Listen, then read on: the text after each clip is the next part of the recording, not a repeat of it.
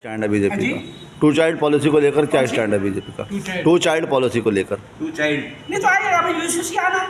हमने कह दिया हमारे संकल्प पत्र में यूसीसी आएगा, हमारे संकल्प पत्र में यूसीसी आएगा।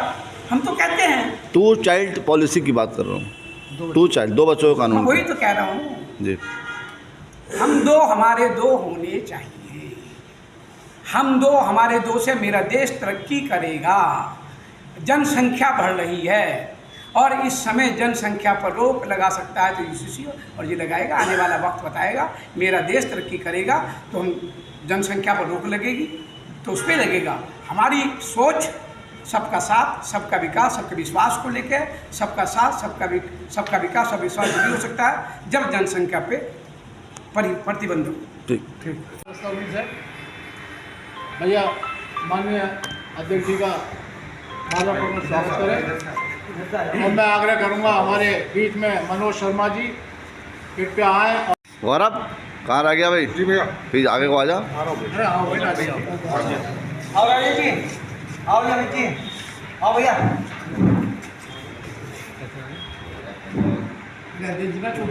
हो गया। हो गया।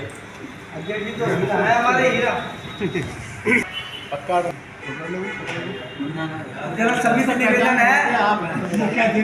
निवेदन है कि जरा प्रेस कॉन्फ्रेंस हो रही है इसलिए जरा सब साइलेंट हो। फोन हटा साहब पहले तो आज की प्रेस कॉन्फ्रेंस का मकसद ही बताएं। शाम को लेट आवर से बात करनी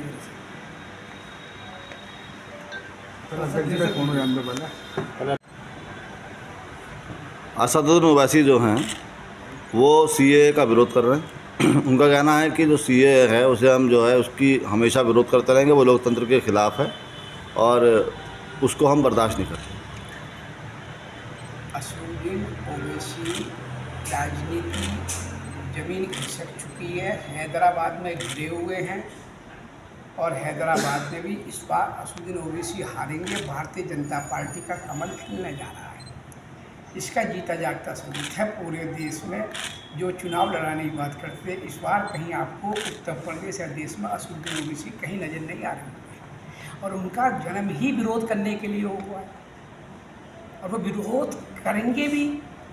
उनका विरोध उनके हैदराबाद में ही नहीं चलेगा। देखना, हैदराबाद में पहली बार भारतीय जनता पार्टी का कमल उनकी सीट पर खिलेगा और हमारी बहन जो वहाँ से चुनाव उनके सामने लड़ रही है भारी मतों से जीतेगी। आप देख लीजिए। बहन मायावती जी कुछ भी कह सकती हैं। बहन मायावती जी को मालूम है खाता खुलना नहीं है उत्तर प्रदेश में उनका। इस बार 80 की 80 लोकसभा सीट भारतीय जनता पार्टी को उत्तर प्रदेश में जीतने जा रहे हैं। देश में आप देख रहे चमत्कार होने जा रहा है। मोदी जी ने कहा है कि 370 भारतीय जनता पार्टी, 400 से ऊपर एनडीए। मैं पूरे प्रदेश का दौरा कर रहा हूँ और मैं समझता पूरे आज मेरी मुरादाबाद में व्यापारी सभा है और अभी मैं अमरोहा व्यापारी के बीच में आपके बीच में आया हूँ। मैं दावे से चमत्कार होगा 450 से ऊपर सीटें भारतीय जनता पार्टी एनडीए इस बार देश में कमल खिलाएगा और देश के प्रधानमंत्री नरेंद्र मोदी जी बनेंगे। और बहन मायावती हैं वो कुछ भी कह सकती हैं। वो उनके बारे में मैं कुछ नहीं कहा। रही बात मुंगेरी लाल के हसीन सपने देखने का अधिकार सबको है, अगर वो देख रही है तो उसमें कौन सी बात है। कांग्रेस का जन्म झूठ पे, भ्रष्टाचार पे, आतंकवाद को बढ़ावा देने में, भ्रष्टाचार को बढ़ावा देने में, भाई भतीजावाद परिवार को बढ़ावा देने में हुआ। और कांग्रेस का घोषणा पत्र जो आया है वो कम्युनिस्टों से का मेल खाता है, वो मुस्लिम लीग से मेल खाता है।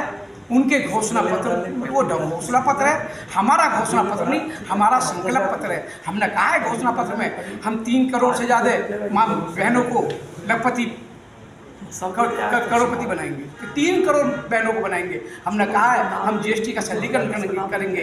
हमने कहा है कि हम मर्यादा पुरुषोत्तम भगवान श्री राम के मंदिर बनने के बाद जगह जगह मर्यादा पुरुषोत्तम श्री राम की गुणगान करेंगे। हमने जो वादे किए उसको पूरा करेंगे। हमारा 10 साल का इतिहास है। 10 साल में हमने जो संकल्प लिए वो हमने पूरे किए। और इन्होंने 57 वर्ष में क्या किया? कांग्रेस ने 57 वर्ष में देश को लूटा, देश को खसोटा और देश को भ्रष्टाचार में डुबोया। और भाई भतीजावाद में अब जीजा जी को लेके आ रहे हैं। अरे भाई, आप जीजा जी को उतारो चाहे बहन जी को उतारो, परंतु अपने दादाजी का नाम बता। अच्छा, मैंने राहुल गांधी साहब से क्या आप किस वंश से हैं? माँ, जब बच्चा जन्म होता है, जब बच्चे का जन्म होता है तो माँ बताती है ये तेरे दादाजी हैं, ये तेरे चाचा जी हैं, ये तेरे ताऊ में तेरे पिताजी हैं। तो राहुल गांधी साहब, आपके दादाजी का नाम बता दीजिए। आपके दादाजी का नाम फिरोज खान है। तो राहुल गांधी जी, आपका नाम क्या हुआ? आप फिरोज खान, आप राहुल फिरोज खान क्यों नहीं कहते हो? क्यों नहीं अपने दादाजी के बजाय फूल चढ़ाते हो? जनता की आंखों में धूल झोंकने का काम राहुल गांधी जी आपने किया, इसको जनता समझ गई है। आपको अमेठी से इसलिए जनता ने नकार दिया, बाहर भेज दिया, आप केरल में चले गए। केरल की जनता भी आपको नकारने जा रही है। देख लेना, इस बार उत्तर प्रदेश में कांग्रेस, सपा, बसपा किसी का खाता नहीं खुलेगा। 80 की 80 लोकसभा सीट आपके अमरोहा की कमल, अपने अमरोहा का सीट भी कमल खिलेगा। और पिछली बार अमरोहा के लोग चूक गए थे, पर इस बार अमरोहा के लोग भी नहीं चूकेंगे। 5 लाख से ऊपर की जीत होगी इस बार अमरोहा से, हमारा प्रत्याशी जीतेगा। इस बार क्या लगता है आपको, कितना मुकाबला कड़ा होगा उनके सामने बीजेपी से? दो राजकुमार पहले भी साथ में लड़े थे, क्या हुआ था? ध्वस्त हो गए थे। देखिए, अखिलेश यादव जी के 3 हम प्याला हुए, एक आजम खान साहब, एक अतीक, एक अंसारी। तीनों ने उत्तर प्रदेश को जंगल राज कर दिया था। जब तक अखिलेश यादव की 2017 से पहले उत्तर प्रदेश के क्या हालात थे? उत्तर प्रदेश में लूट, डकैती, हत्या, रंगदारी, चौथी से उत्तर प्रदेश जलता था। मेरा व्यापारी लगातार उत्तर प्रदेश से पलायन कर रहा था। उत्तर प्रदेश में माता बहनें सुरक्षित नहीं थी उस समय। उत्तर प्रदेश को 25 साल पीछे करने का काम किया तो अखिलेश यादव जी ने किया। और उनके चाहे अतीक रहे हों, चाहे अंसारी रहे हों, चाहे आजम खां रहे हों, उन्होंने पूरी तरीके से उत्तर प्रदेश को माफिया राज में, गुंडा राज में और गन पॉइंट में मेरे व्यापारी को लूट लिया जाता था। हाँ अखिलेश यादव जी, अब जमाना बदमाशी का नहीं है। अब जमाना आदरणीय नरेंद्र मोदी जी का, आदरणीय ये योगी आदित्यनाथ जी का है। इस जमाने में ये राम राज्य है। इसमें अपराधी या तो जेल में है, या अपराधी को उत्तर प्रदेश छोड़ना पड़ा है, या अपराधी को यमराज के पास पहुँचाने का काम किया, तो उसका नाम है योगी आदित्यनाथ। इसलिए अखिलेश यादव जी पूरी तरह समझ चुके हैं। अरे एक 7-7 सीट पे जिन्हें प्रत्याशी नहीं मिले, 3-3 बार प्रत्याशी बदले। आप बगल की सीट पे देख लीजिए, मुरादाबाद, मेरठ की सीट पे देख लीजिए, 7 सीटों पे 3-3 बार प्रत्याशी बदले उन्होंने। वो किस मुँह से बात करेंगे? जनता समझ चुकी है। ये लूट खसोट वाले लोग, परिवारवाद, भाई भतीजावाद में रहने वाले लोग, चाचा भतीजे की नहीं बन रही। चाचा को बदायूं से उतारा था तो चाचा पीछे पहुंच गए, बेटों को उतार दिया। तो इनमें आपस में ही नहीं बन रही भैया। आपस की घर की लड़ाई सड़कों पे आ गई। जनता मन बना चुकी है कि देश में नरेंद्र मोदी चाहिए तो चाहिए।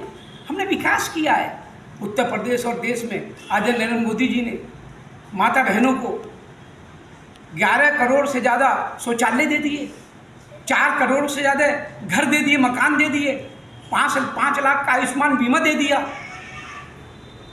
व्यापारी को पहली बार देश में पेंशन योजना दी तो नरेंद्र मोदी जी ने दी। पहली बार व्यापारी को मंच दिया, व्यापारी कल्याण बोर्ड का गठन किया देश में और प्रदेश में। पहली बार स्टार्टअप योजना से आज मेरा उद्यमी, मेरा युवा उद्योग डालना, व्यापार कर रहा है।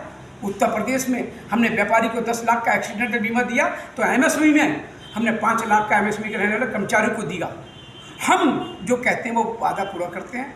हम वो घोषणा पत्र जारी करते हैं तो ढकोसला होता है। हम संकल्प पत्र जारी करते हैं तो पिछले संकल्प पत्र में हमने वादा किया था कश्मीर से धारा 370 हटाएंगे, तो हमने हटाई। हमने कहा था मर्यादा पुरुषोत्तम भगवान श्री राम का मंदिर बनाएंगे, तो मर्यादा पुरुषोत्तम भगवान श्री राम का मंदिर बना।